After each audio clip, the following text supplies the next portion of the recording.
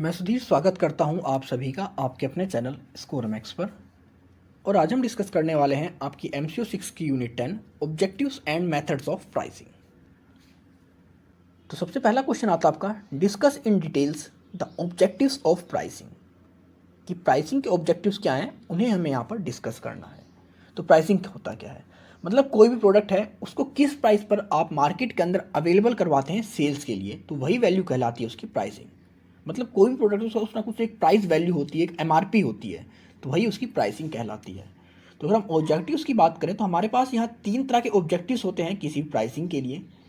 तो सबसे पहला हमारा जो ऑब्जेक्टिव होता है वो होता है प्रॉफिट ओरिएंटेड ऑब्जेक्टिव।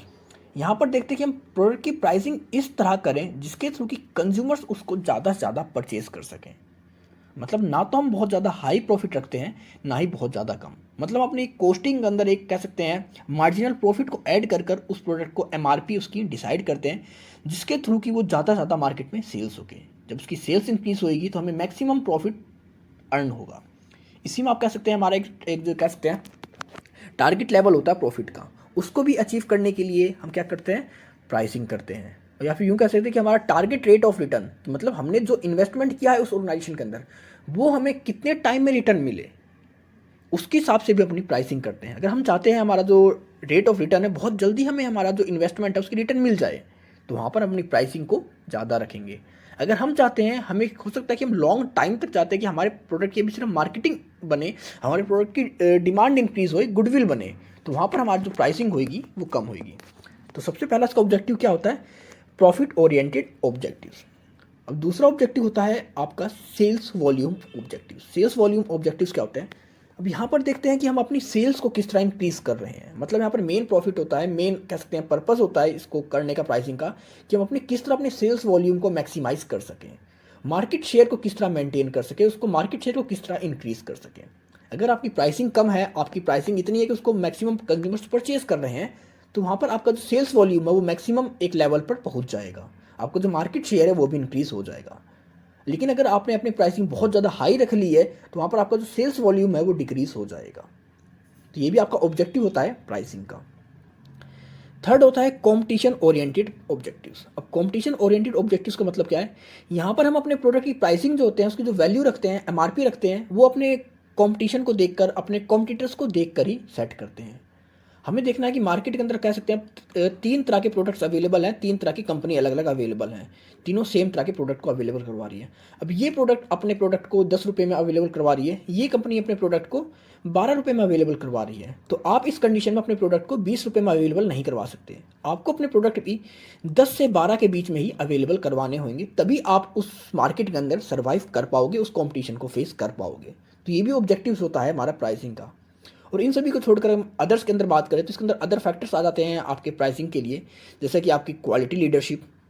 हम देखेंगे कि high prices are maintain to signal high quality. अब इसमें हम देखते हैं कि अगर हम अच्छे प्रोडक्ट्स को देना चाह रहे हैं तो मतलब प्राइसिंग कई बार हाई रखते हैं। मतलब कंज्यूमर्स के माइंड में क्या होता है, अगर आपकी प्राइसिंग हाई है तो आपका प्रोडक्ट भी अच्छा होगा। तो ये भी एक ऑब्जेक्टिव आता है प्राइसिंग का। दूसरा होता है to prevent competition and price wars by stabilising pricing. अपने कॉम्पिटिशन्स को और प्राइस वॉर्स को कह सकते हैं उनसे प्रिवेंट करने के लिए हम अपने जो प्राइसिंग रहते हैं एक स्टेबलाइज प्राइसिंग रखते हैं, मतलब एक फिक्स वैल्यू में रखते हैं, ये नहीं कि बहुत ज़्यादा इंक्रीज़ कर दें या बहुत ज़्यादा डिक्रीज़ कर दें। नेक्स्ट आपका ऑब्जेक्टिव हो सकता है कि फर्म्स ऑब्जेक्टिव में भी सर्वाइवल इन द मार्केट। अगर किसी फर्म का ऑब्जेक्टिव सिर्फ मार्केट के अंदर सर्वाइव करना है तो उसकी भी वहाँ पर जो प्राइसिंग होगी वो अलग तरीके से होगी, ये भी उसका एक ऑब्जेक्टिव हो जाएगा। और होता है कि टू इम्प्रूव कैश फ्लो। अब हम अपनी कंपनी के ऑर्गेनाइजेशन कैश फ्लो को इम्प्रूव करना चाहते हैं तो उस कंडीशन में भी हमारी प्राइसिंग उसका एक ऑब्जेक्टिव होती है। मतलब कैश फ्लो को इम्प्रूव करना भी एक ऑब्जेक्टिव है हमारी प्राइसिंग का। अगर हम कैश फ्लो को इम्प्रूव करना चाह रहे हैं तो वहाँ पर हमारी जो प्राइसिंग होगी वो हाई होएगी। अगर हम बात करते सिर्फ सर्वाइवल की बात कर रहे हैं मार्केट के अंदर तो वहाँ पर हमारी प्राइसिंग लो होएगी। तो ये सब कुछ हमारे पास कह सकते हैं ऑब्जेक्टिव्स होते हैं प्राइसिंग के। नेक्स्ट है what are the different methods of price determination. कि प्राइस डिटर्मिनेशन के कौन कौन से मेथड्स हमारे पास अवेलेबल हैं, इनके बारे में बात करनी है। तो सबसे पहले हम बात करते हैं कि जब भी हम अपने प्रोडक्ट्स कह सकते हैं प्राइस डिटर्मिनेशन करते हैं तो वहाँ पर हमें कुछ गवर्नमेंट रेगुलेशंस को फॉलो करना पड़ता है उन प्राइस को डिटरमाइन करने के लिए।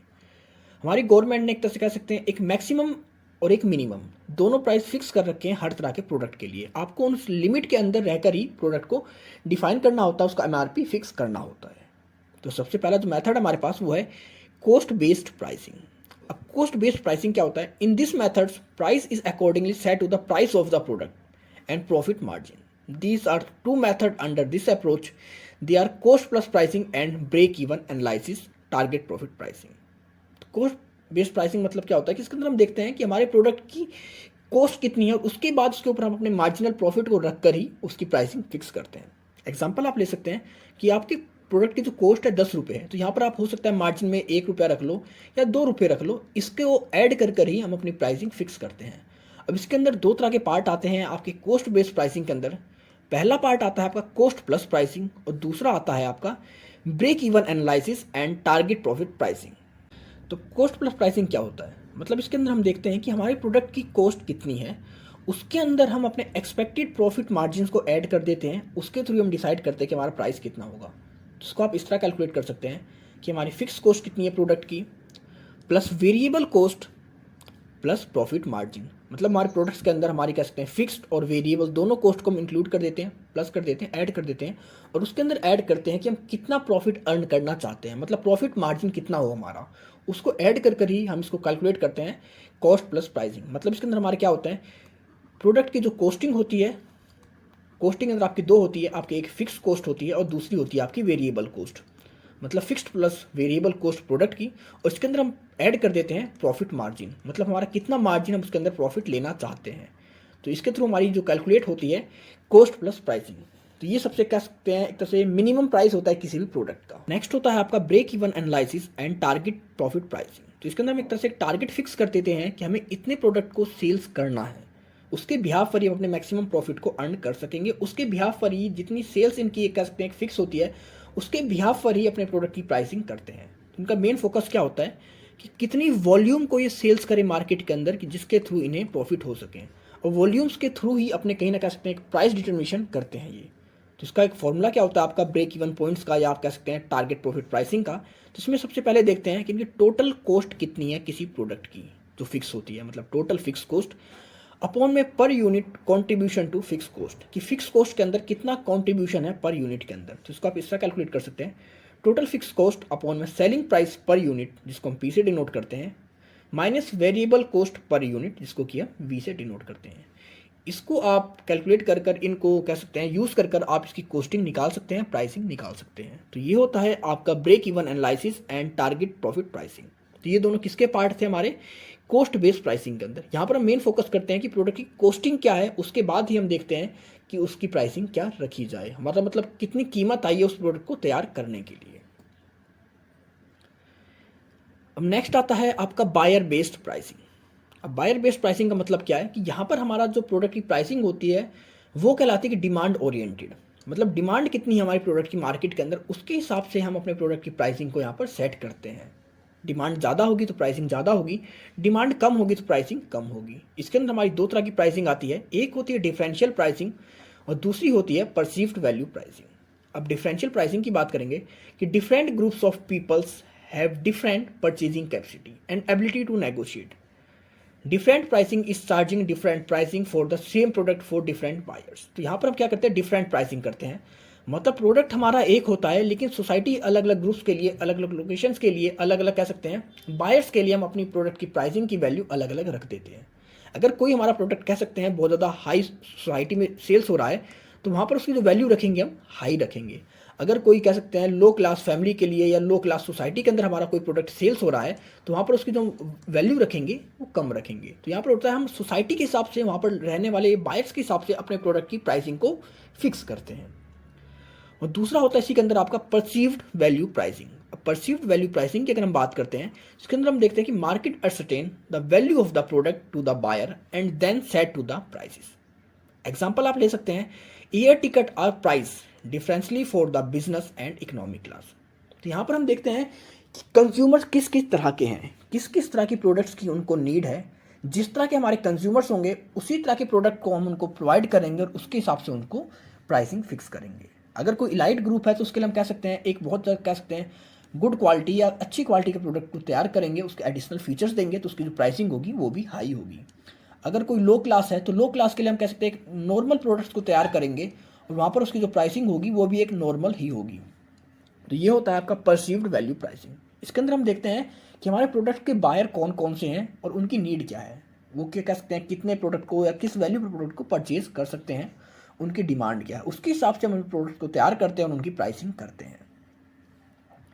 नेक्स्ट आता है आपका कॉम्पिटिशन बेस्ड प्राइसिंग। अब कॉम्पिटिशन बेस्ड प्राइसिंग अगर बात करेंगे, यहाँ पर कॉम्पिटिशन को देखा जाता है कि मार्केट के अंदर हमारे सिमिलर प्रोडक्ट्स किस प्राइस पर सेल्स किए जा रहे हैं, हमारे जो कॉम्पिटिटर्स हैं अपने प्रोडक्ट को किस प्राइस पर सेल्स कर रहे हैं, उसके हिसाब से यहाँ पर कॉम्पिटिशन के हिसाब से प्रोडक्ट की प्राइसिंग करी जाती है। तो इसके अंदर आपके दो मेथड होते हैं, पहला होता है आपका गोइंग रेट प्राइसिंग और दूसरा होता है सील बिड प्राइसिंग। अगर हम गोइंग रेट प्राइसिंग की बात करें तो going rate pricing refers to the price of the product according to the price of the product prevailing in the market.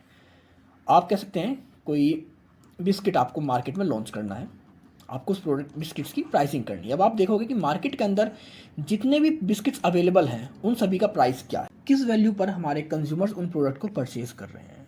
तो यहाँ पर हमारा मेन फोकस होता है कि हम जिस तरह के प्रोडक्ट को मार्केट में लॉन्च करना चाह रहे हैं, जिस तरह के प्रोडक्ट की प्राइसिंग करना चाह रहे हैं, उस प्रोडक्ट की मार्केट के अंदर वैल्यू क्या है, उसका प्राइस क्या है, कंज्यूमर्स किस प्राइस के ऊपर उस प्रोडक्ट को परचेज करना चाह रहा है, और मार्केट में जो प्राइस उस प्रोडक्ट का होगा उसी के हिसाब से हम अपने प्रोडक्ट की प्राइसिंग भी करते हैं। जिसमें एग्जांपल आप बिस्किट्स लॉन्च ले सकते हैं, आपको बिस्किट की कोई प्रोडक्ट लॉन्च करनी है, उसकी प्राइसिंग करनी है, आप मार्केट में जाओगे और देखोगे कि बिस्किट्स का आपके फीचर्स के बिस्किट्स की नॉर्मल प्राइसिंग क्या है, जो भी वहाँ पर प्राइसिंग आपको दिखेगी आप उसी प्राइसिंग के अकॉर्डिंग अपने प्रोडक्ट की भी प्राइसिंग करोगे। और दूसरा होता है सील बिड प्राइसिंग। अब सील बिड प्राइसिंग के अंदर बात करेंगे, इसके अंदर आपके नॉर्मली इंडस्ट्रियल बायर्स आते हैं जो कि गुड्स को सर्विसेज को परचेज करते हैं या इस मेथड का यूज़ करते हैं। तो यहाँ पर आपके जो भी गुड्स होते हैं उनका एक कह सकते हैं डिस्क्रिप्शन दे दिया जाता है कि ये आपके डिस्क्रिप्शन है आपके प्रोडक्ट का, आपके गुड्स का, आपकी सर्विसेज का।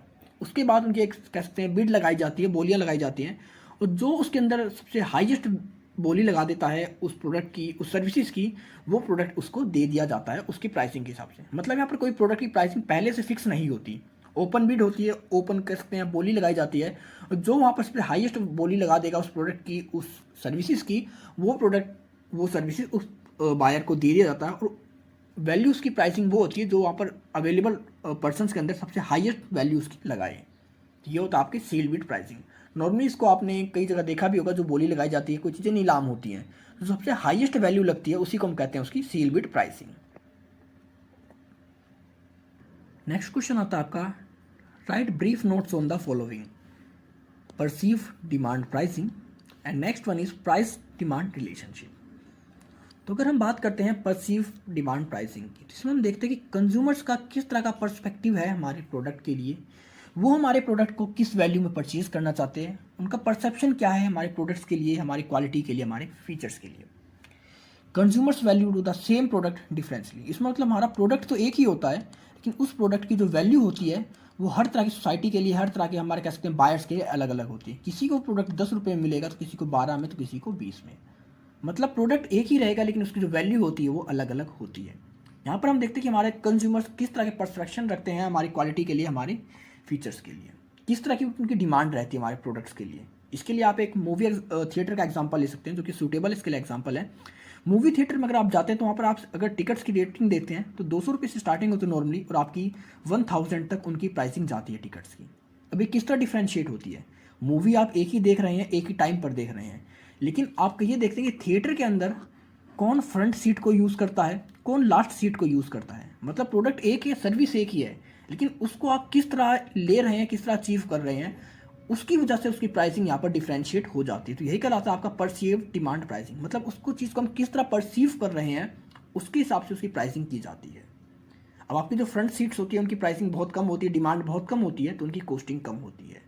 लेकिन आपकी जो बैक सीट्स होती हैं, आपकी जो बालकनी सीट्स होती हैं, उनकी डिमांड बहुत ज़्यादा होती है, तो वहाँ पर उनकी प्राइसिंग भी इंक्रीज़ हो जाती है। नेक्स्ट है आपका प्राइस डिमांड रिलेशनशिप, कि प्राइस और डिमांड के अंदर क्या रिलेशनशिप होता है।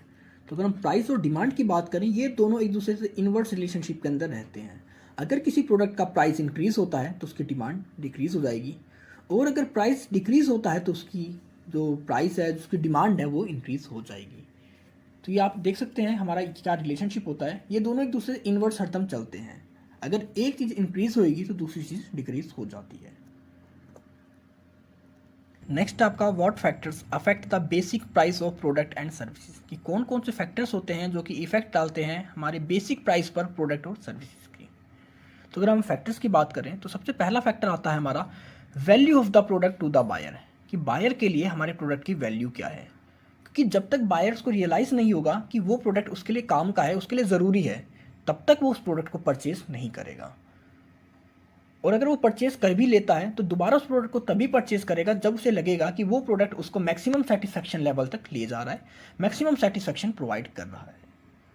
तो हम प्राइस को डिटरमाइन करने के टाइम ये भी देखते हैं कि हमारे प्रोडक्ट की वैल्यू क्या है, उसकी डिमांड क्या है, क्या वो कंज्यूमर्स को, हमारे बायर्स को अट्रैक्ट कर पा रहा है, उनके सेटिस्फैक्शन लेवल को कंप्लीट कर पा रहा है, क्या हमारे बायर्स को उसकी वैल्यू के बारे में पता है, उसकी नीड है या नहीं है। अगर हमारे बायर्स को हमारे प्रोडक्ट्स की वैल्यू की नीड है, उसकी डिमांड बहुत ज़्यादा है, तो हम प्राइसिंग हाई रखेंगे। अगर हमारे प्रोडक्ट्स की डिमांड कम है तो उसकी प्राइसिंग कम रखेंगे। नेक्स्ट आता है आपका प्रोडक्ट कॉस्ट, कि हमारे प्रोडक्ट की कॉस्ट क्या है, उसके हिसाब से भी हम अपने प्रोडक्ट की प्राइसिंग का डिसाइड करते हैं, उसकी जो बेसिक प्राइस होते हैं उसको फिक्स करते हैं। अब प्रोडक्ट कॉस्ट की क्या बात करेंगे, इसके अंदर हम देखते हैं कि हमारा जो प्रोडक्ट तैयार हुआ है उसके अंदर हमारी कितनी कॉस्टिंग लगी है, क्योंकि हम प्राइस तो वही रखेंगे ना उसका मार्केट के अंदर सेल्स के लिए, कि जिसके थ्रू कि हम उसकी पूरी की पूरी कॉस्टिंग को रिकवर कर सकें। इसके अंदर आपकी दो तरह की कॉस्ट होती है किसी प्रोडक्ट को बनाने के लिए, एक होती है फिक्स कॉस्ट, दूसरी होती है वेरिएबल कॉस्ट। अगर हम फिक्स कॉस्ट की बात करें तो ये कभी भी चेंज नहीं होती, ये फिक्स ही रहती है, चाहे आपका प्रोडक्ट एक तैयार करो चाहे आप दो तैयार करो। इसमें आप एग्जांपल ले सकते हैं कि rent of the land and building, मतलब अगर आप 10 तरह के प्रोडक्ट तैयार कर रहे हैं तो भी आपकी बिल्डिंग का रेंट वही जाएगा, चाहे आप एक प्रोडक्ट तैयार करो तो भी आपका रेंट वही जाएगा, चाहे आप 1000 प्रोडक्ट तैयार करो तो भी आपका वही जाएगा। मतलब ये तो फिक्स कॉस्ट होती है जो कि आपको देनी ही देनी होती है। और दूसरी होती है आपकी वेरिएबल कॉस्ट। वेरिएबल कॉस्ट के अंदर हम देखेंगे कि हमारी लेबर कॉस्ट, ट्रांसपोर्टेशन कॉस्ट और रॉ मटेरियल कॉस्ट, मतलब जितना प्रोडक्शन करेंगे उतनी हमारी कॉस्टिंग आएगी। तो इन सभी चीज़ों को भी कैलकुलेट किया जाता है हमारे प्रोडक्ट की बेसिक प्राइस को डिसाइड करने के लिए। थर्ड आता है आपका कॉम्पिटिशन। अब कॉम्पिटिशन में देखेंगे कि मार्केट के अंदर हमारे प्रोडक्ट कौन कौन से सब्स्टिट्यूट्स अवेलेबल हैं, क्या मार्केट में कोई हमारे प्रोडक्ट को हमसे कम प्राइस पर अवेलेबल करवा रहा है या नहीं करवा रहा। अगर हमारा कॉम्पिटिशन बहुत ज़्यादा है तो वहाँ पर हम अपने प्रोडक्ट की जो प्राइसिंग है उसको कम करेंगे, और अगर हम मोनोपोली के अंदर है, हमारा कोई कॉम्पिटिटर्स नहीं है, तो वहाँ पर हम अपने प्रोडक्ट को ईजिली हाई कर सकते हैं। नेक्स्ट है आपका लीगल कंसिडरेशन। अब लीगल कंसिडरेशन के अंदर हम बात करते हैं कि हर प्रोडक्ट्स के लिए गवर्नमेंट ने एक रूल्स रेगुलेशन से डिसाइड करे हैं कि आप अपने प्राइस को कितना रख सकते हैं। मतलब एक मैक्सिमम लिमिट फिक्स कर रखी है गवर्नमेंट ने और एक मिनिमम लिमिट फिक्स कर रखी है कि आप मिनिमम इस लिमिट के अंदर रहकर ही अपने प्रोडक्ट की प्राइसिंग को रख सकते हैं। तो इन चीज़ों का भी हमें ध्यान रखना होता है, ये फैक्टर्स भी बहुत इफेक्ट डालता है हमारे बेसिक प्राइस के ऊपर। इसके बाद आपके अदर एलिमेंट्स आ जाते हैं मार्केटिंग के, कि जैसे आपके प्रोडक्ट की लाइफ साइकिल क्या है। अगर आपके प्रोडक्ट की लाइफ साइकिल बहुत लंबी है तो आपने प्रोडक्ट की वैल्यू को ज़्यादा रखोगे कि अगर स्टार्टिंग में सेल्स नहीं हुआ तो भी लॉन्ग टाइम तक वो सेल्स हो जाएगा। लेकिन अगर आपके प्रोडक्ट की जो लाइफ साइकिल वो बहुत कम है तो आप यही रखोगे कि जल्दी से जल्दी उस प्रोडक्ट को सेल्स किया जा सके। अगर आपको जल्दी से जल्दी प्रोडक्ट को सेल्स करना है तो वहाँ पर आपकी जो कॉस्टिंग होगी, प्राइसिंग होगी, वो बेसिक प्राइस कम होएगा। नेक्स्ट है आपका distributors expectations, post purchase behaviour, services provided, product differentiations. तो मतलब ये कुछ ऐसे एलिमेंट्स हैं जो कि मेजर इफेक्ट डालते हैं हमारे प्रोडक्ट और सर्विसेज की बेसिक प्राइसिंग के ऊपर। लास्ट क्वेश्चन आता है आपका इस यूनिट से कि explain the role and importance of price, कि प्राइस का रोल और क्या इसका इंपॉर्टेंस होता है हमारी मार्केटिंग के अंदर। तो प्राइस की बात करेंगे, प्राइस क्या होता है। Price is the amount of money a buyer pay for the acquisition of product, मतलब बायर पे करता है इस प्रोडक्ट को, इस वैल्यू को for the acquisition of product and services. मतलब जब उस प्रोडक्ट को एक्वायर करता है, उस सर्विस को एक्वायर करता है, उसके बदले कुछ वैल्यू को पे करता है, वही कहलाती है हमारी price. To product manufacturer spends money and he needs to recover it, so he charge price whenever he can recover cost and earn profit. और हमारे जो मैन्युफैक्चरर्स होते हैं प्राइस को रखते क्यों हैं, क्योंकि उस प्रोडक्ट को तैयार करने के लिए उन्होंने कुछ ना कुछ स्पेंड करा है, मनी को लगाया है, अपनी कॉस्टिंग दी है, और चाहते हैं कि अब उस मनी को तो रिकवर कर सकें, साथ ही साथ कुछ ना कुछ जो प्रॉफिट है उसको भी अर्न कर सकें। तो इसकी वजह से वो प्राइसिंग को रखते हैं, प्राइस फिक्स करते हैं किसी प्रोडक्ट का। तो अगर हम इसके इंपॉर्टेंट की बात करते हैं तो जो भी प्राइस होता है बहुत ज़्यादा इंपॉर्टेंट रोल प्ले करता है किसी प्रोडक्ट की सक्सेस और उसके फेलियर के लिए। अगर आपका प्राइस कम, बहुत ज़्यादा कम है तो भी सक्सेस नहीं हो पाएगा, क्योंकि कंज्यूमर्स के माइंड में एक परसेप्शन हो जाएगा कि अगर आपकी कॉस्टिंग कम है तो आपकी प्रोडक्ट की क्वालिटी भी वैसी ही होगी। अगर आप बहुत ज़्यादा हाई रख दोगे तो भी होएगा कि वो सिर्फ एक इलाइट ग्रुप्स के लिए बनेगा प्रोडक्ट, नॉर्मल पर्सन या जो हमारा मिडिल क्लास फैमिली है उसके लिए नहीं है।